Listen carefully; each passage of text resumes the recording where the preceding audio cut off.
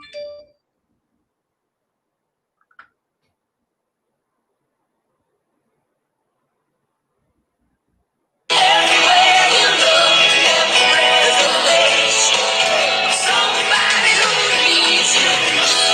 my gosh, who remembers that song? That's right, T.G.I.F is here tonight on a Thursday. So excited that you guys are here with us today because we are T.G.I.F. Thank Google, it's free. And oh my gosh, we are joined today and we get to listen to the amazing Jim Urquhart, and he's going to go through some amazing Google for education items. And he is a professional learning specialist with our NCCE team, and he is a Google certified educator certified member. And so I'm so excited to also be learning on this side. Jim, are you excited for this morning or tonight? Yes, I'm excited to be with you, Holly. It's just energy. I am so excited to learn more about Google. That's one of the things that has become my passion, is to learn about this. And the fact that it's free, tell me more. Tell me more. Great. Well, it's great to be here. I'm coming to you from Fort Worth, Texas. And I'm just really excited to be part of the NCCE joining this summer. I got here just in time for the quarantine, of course. But I have a background in music, a background in elementary ed, and in educational technology. You notice on this first screen that bit.ly will take you to the presentation, and it'll be available when this is recorded later. You can still go to that site and access this presentation. So when we talk about Google, there's so many different things to share. And when I know that as educators, there were a number of people who are pretty disappointed when Google's generous free everything ended at the end of September. So what I wanted to share tonight is that there's still so much that's free and usable and workable with Google. So as we go through the slides, each one of these is an active link, and I'm just going to take a little tour through the different support sites for these different apps of Google. So Gmail, your district may or may not use Gmail. I recently left a district in which they were both Microsoft 365 and Google Workspace now district. And we used Outlook for email, but we used mostly Google for everything else. So if you are using Gmail, you can get a lot of energy, a lot of features through Gmail. For example, now if you go into Gmail, you can get a Google Meet started right from your email inbox. You can go as you're setting a new meeting up right here. You can also set up a new meet straight from your calendar. So these features are available immediately when you set up your meeting, as you can also do so if you're in Microsoft doing Outlook. So here's a great feature from Google Email. But what about also sharing your calendar? One thing that I particularly appreciated about my Google Calendar is that I could share it with anybody, and I could collaborate with people on my calendar, whether they were in my organization or not.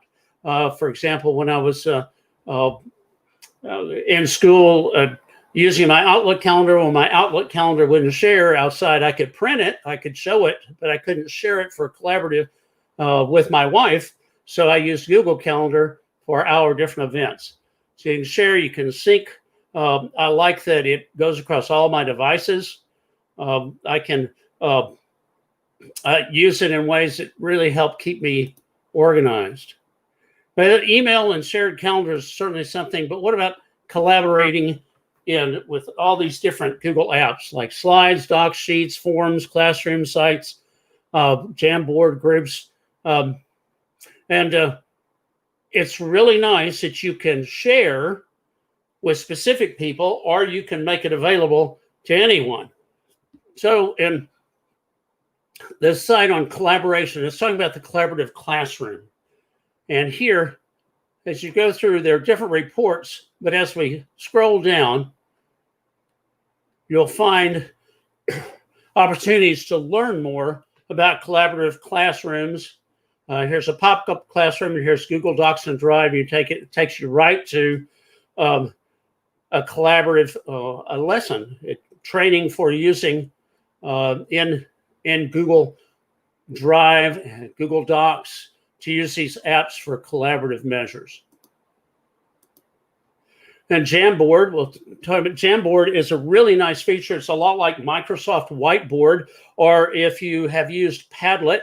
I used Padlet free forever, and then it got restrictive so that you can only have about 3 Padlets before you ran out in the free version of the app. So I'm really grateful with Jamboard to be able to use that, collaborate, share, have responses from students, colleagues across. And Drive, it's pretty funny. People are talking about storage. Is storage changing? Well, both in the free Google for education as well as enterprise, the storage is unlimited. I heard the story of a lady who was at freshman orientation for her son, and they had 3 different meal plans, kind of 2 meals a day, 3 meals a day, or as much as you wanted, as often as you wanted. And she said, you don't understand. My son really eats a lot. He said, well, ma'am, he can come when the cafeteria opens. He can stay till it closes. He can eat as much as often, but you don't understand. He really eats a lot. So all you can eat buffet, I'll take 2. The great part about unlimited storage is that it's just that. You keep adding files, keep working in it, and you don't run out of space. I have a personal Google account, and it's limited to 15 gigabytes. And I should be embarrassed, but I'm just not. I started a Gmail account years ago and never deleted much. And so I found I was getting to my 15 gigabyte limit, and I started deleting emails, and there were more than 20,000 emails that I deleted by the time I was done. So I have all kinds of storage now. But with Google for Education storage, you never run out. And here are Google Drive system requirements using offline. That's one thing, especially with our students who have challenges of connecting, the way that you can set up Google Drive to save copies on the devices so that you can your students can access them when they're away from connections, and then when their devices reconnect with the network, well, then they'll sync and update those files. So handy with Google Drive. And then Google Classroom. That's something that maybe more of us are familiar with than almost anything. But in Google Classroom, we have stream, classwork, people, and grades. And what's really nice, for example, stream is like your feed for your announcements, your notifications. In classwork, you can create lots of different things. But let me go to, let's find, and then get to my classroom. So here, the ways of about classroom and work getting started for teachers, getting started with students. And at the end, we're late in the presentation, we're going to talk about how we have tutorials that Google has provided for families as well as for teachers to use in this remote learning environment. So classroom, I want to open up a classroom just for a moment. So here's my stream, so announcements, and this is just a mock, a demo kind of classroom, so I haven't put much in it. The classwork, I can go right in. I can create all these different kinds of things. And the organizational help is down here with topic. To create a topic, that topic might be a week's work. It might be a unit of study. It might be a project, but that topic then allows you to organize your assignments, questions, materials under those topics. And one thing that's nice with people is that you can choose a student and you can see what progress this student has made on the assignments that are his or hers. So it's very easy to go back and check and see what people are doing. Of course, then grades. Now, I've not been in a platform that used the grades directly, that synced the grades from Classroom into the online gradebook or into the LMS, but the grading and collaborating that, the linking that is possible. That's in Classroom, but also one of the big hot topics is Google Meet. And well, you have these things that are available in enterprise, but what about in the free version of Google? Well, you can have up to 100 participants, which of course covers most classes, unless you're a freshman at a state university and you have 700 or 800 or 1,000 people in your freshman class online. That wouldn't work, but you can have 100 participants and switchable quick access. We're going to get back to that in just a couple of minutes. And recordings. One question that's come up, well, what about the recordings? Well, that is changing for the free accounts. They're managing it in such a way that they're conserving storage a bit. So the recordings that you make of your Google Meets are available 30 days. They don't save to Google Drive and they don't download. So if your students are using them, then that needs to be done in a 30-day period. They'll not be held unless your district is using the enterprise account. And about the enterprise account, thinking about expense. Right now, Google is charging around, I think it's $24 per staff member for access to the enterprise version of Google. And there are people who can introduce your district to it if you're not using it. So that $24, let's say you have 500 staff members. And so that puts you at, what, for $24 or 500, you've got, what, $10,000 or so.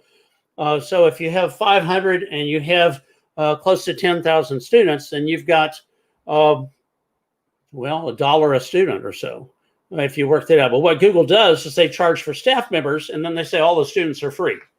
So once your staff members are in that subscription, well, then you're done.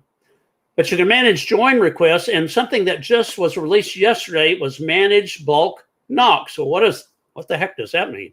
Well, when you have a Google Meet set up for your class, and you're setting it up securely, that's been one of the concerns, setting up securely so not just anybody can add a link, not anybody can jump in, not anybody, your students can't delete you or mute you or others, that sort of thing. Well, when you're adding it securely, the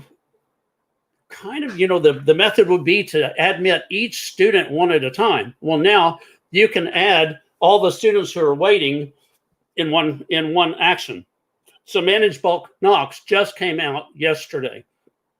Now you still can limit the people who are given access to your Meet through something we're going to get back to quick access. Switchable chat in your admin options as a teacher.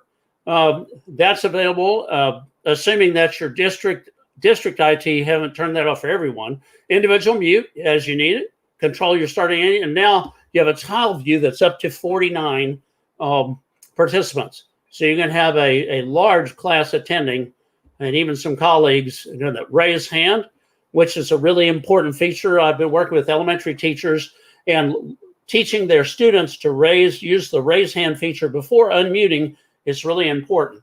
And then blurred background. Well, blurred background in Meet is really helpful. I was working with a teacher in another state this week, and it was a second grade class, and she had taught her students to use a background that, obstructed. In their case, it was a different app, and it used actually a virtual background. But in the free app here, a blurred background is what's available.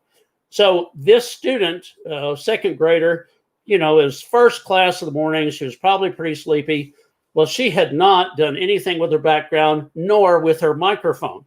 So in just moments, as everybody's camera's on, her mom is cleaning in the background in her lingerie.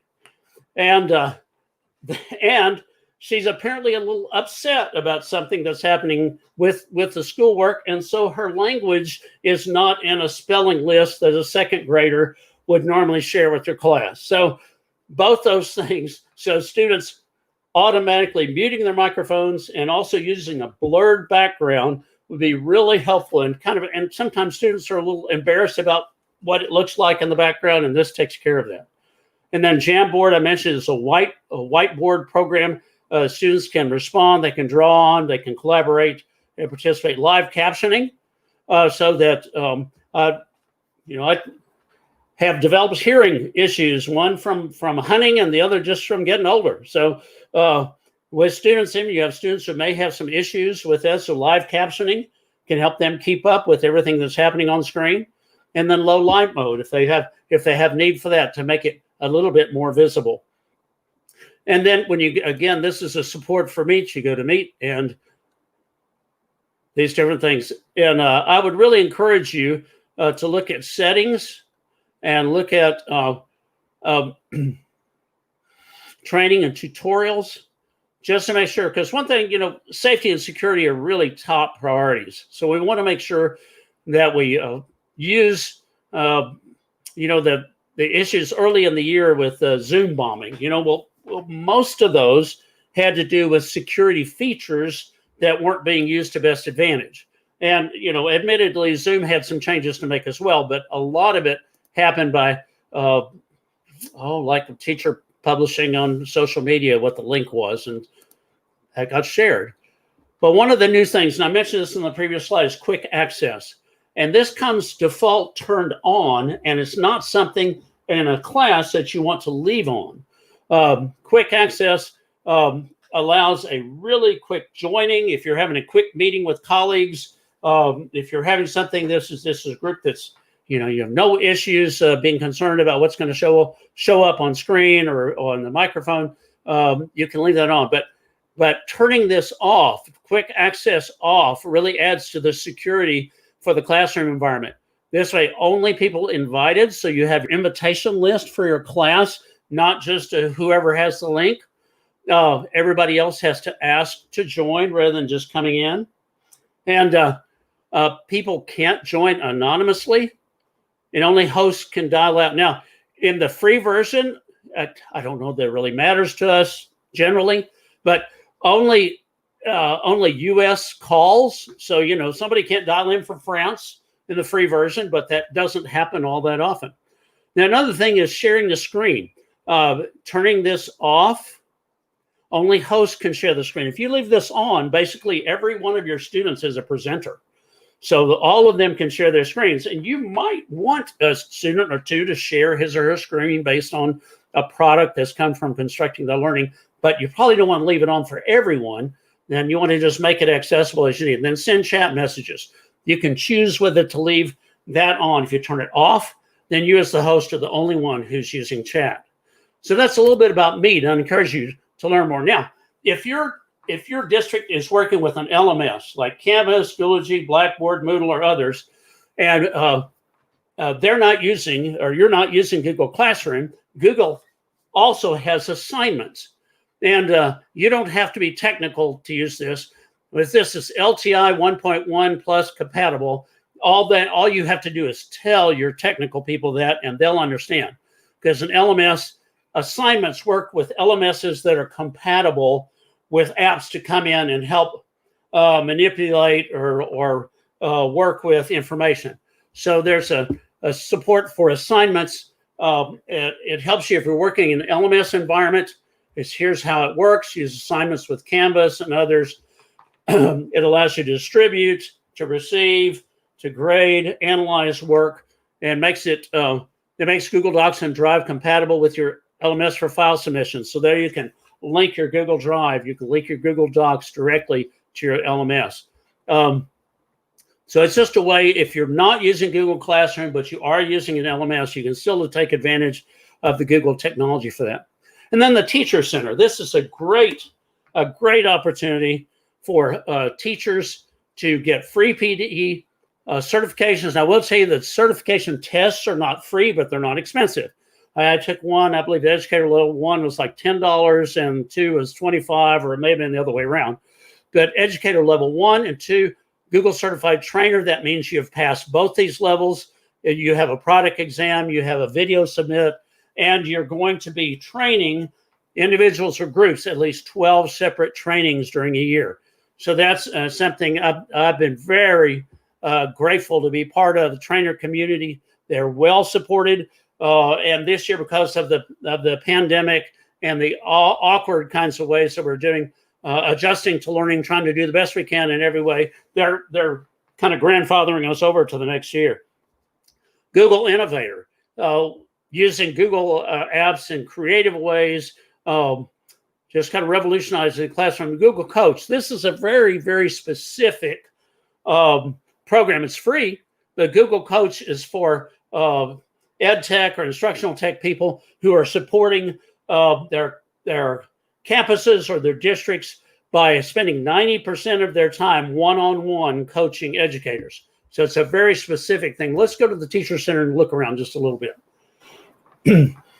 Again, the training courses, there are a lot of different training courses you can take advantage of. Here's New Learners, Advanced Learners, and this goes along with Google Educator 1 and 2. Quick videos to your inbox, Google Tools, distance learning, creative distance learning, training for Chromebooks in the classroom, and then additional. Here's digital citizenship. You may be familiar with Common Sense Media, and in fact, that's mentioned later among the resources. English language learners. I know at the last campus I worked, we had 95% plus Hispanic, and probably 2/3 of our kids were English language learners. So most of our classes were at that. So Teacher Center, let's see, I'm sorry, I meant to go back to that. Product guides in the Teacher Center, classroom forums, the different apps, and the certifications, level 1 and 2, trainer, innovator, coach, and the different resources. There are lesson ideas and materials, and also a special area for distance learning. And then the communities, this is how you can connect with educators interested in similar topics to yours, and are available as a great professional learning network. And Applied Digital Skills is another free program. Most of the time it has been considered something for students, but it's for everybody. So here, a teacher, student, learner, an adult learner, perhaps looking for a new job and preparing a resume, parents or guardians. So in Applied Digital Skills, you have teach, learn, lessons, and resources.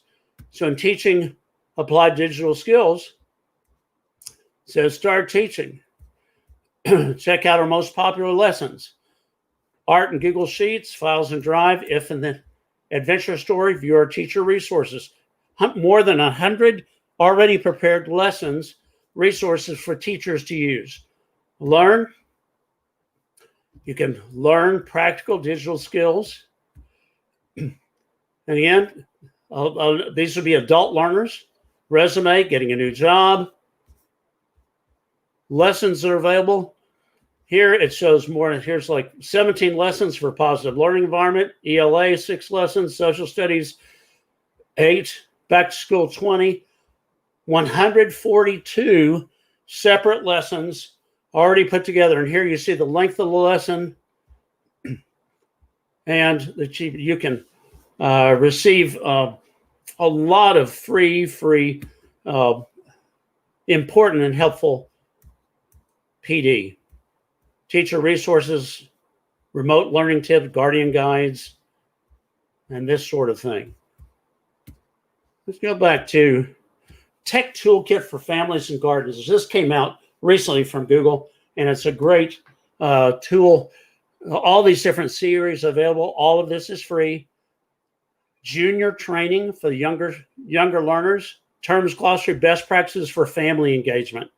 FAQs, teaching tools for sharing with families. So most of this is designed for teachers, but it's resources to share with students and families.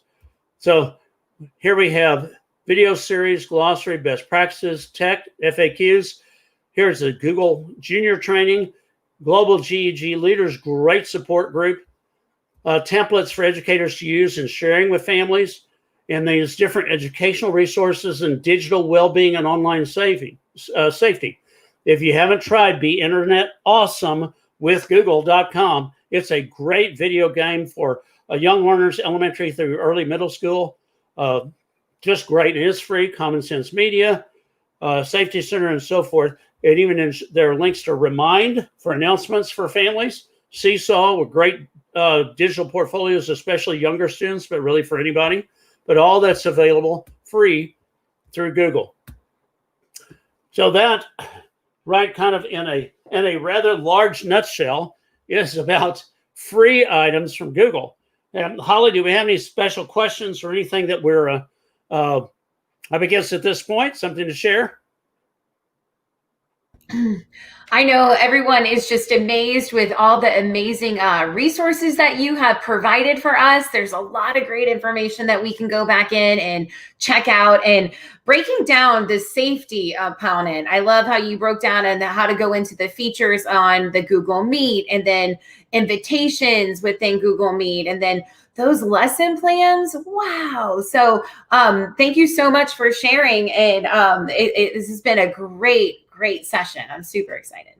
Okay, and remember, this is the link that will take you to the presentation. If you want to save it for future use, for reference, all of those links are active and live in the presentation. And Holly, tell us about next week. Oh my gosh. So next week we have Dr. Michael Higley here, and he's going to be breaking down the NCC LMS. And so really, like it says, showcasing the best practice for teaching and learning online. So just make sure that you come on back at the same time, same day. And I'm excited to hear Dr. Higley break it down on the teaching and learning online. So we are so thankful that you joined us today for, it was TGIF. I was just going to say live from NCCE. Thank Google. It's free. Yes. So thank you so much.